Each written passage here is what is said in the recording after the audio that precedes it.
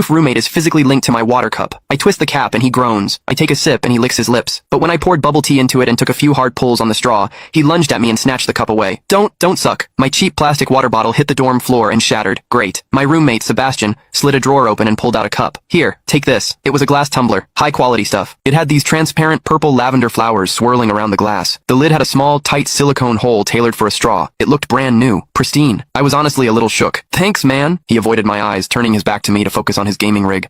I carefully twisted the lid open. Immediately, a suppressed, low groan came from Sebastian's direction. I poured some warm water in and took a sip. Sebastian sucked in a sharp, jagged breath. His hand on the mechanical keyboard trembled, his fingers slipping off the keys. He licked his lips, looking like he was enduring some kind of torture or intense pleasure. His lips were thin, the Cupid's bow sharp like a knife. Looking at them made me want to bite them. Yeah, okay, I admit it. I'm into Sebastian. I swear to God, before I met him, I was the straightest guy in the state. After high school, my only plan was to get to college and bang a hot, bubbly cheerleader. But the moment I walked into this dorm and saw Sebastian, that plan went out the window. 4 years of college and he's the only one I want to mess around with. But I couldn't tell him. No way. I was terrified that if I spilled my guts, we wouldn't even be friends anymore. Because Sebastian is straight. Like, painfully straight. Only 2 weeks ago, he turned down a senior, a varsity swimmer, total stud, who asked him out. After that, Sebastian came back to the room and sat at his desk with a face like thunder for hours. The guy must be a raging homophobe. Maybe it was because the cup was a gift from my crush, but that warm water tasted sweeter than usual. It had a weirdly good aftertaste. I grabbed a straw from my desk and shoved it deep into the hole on the lid. The second I did, a strangled moan ripped out of Sebastian's throat. He bolted up and sprinted into the bathroom. Weird. We were just gaming. Why the hell did he suddenly need a shower?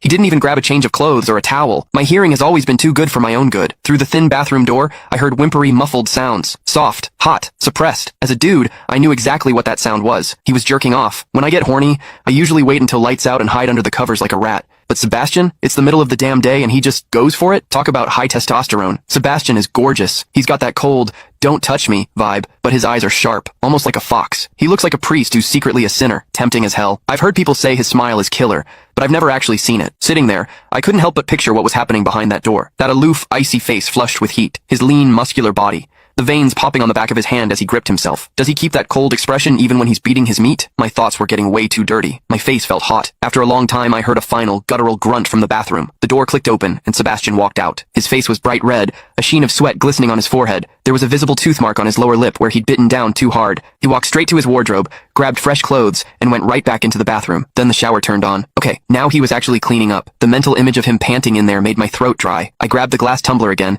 and chugged a few large gulps. The water in the bathroom stopped, then started again. It took him forever to come out. When he finally did, he looked at me with this weird, resentful glare. Strange. Was I imagining things? Sebastian sat back down to game, and I poured myself another refill. I wasn't really thirsty anymore, but I began chewing on the plastic straw out of habit. Click the link in my bio to get the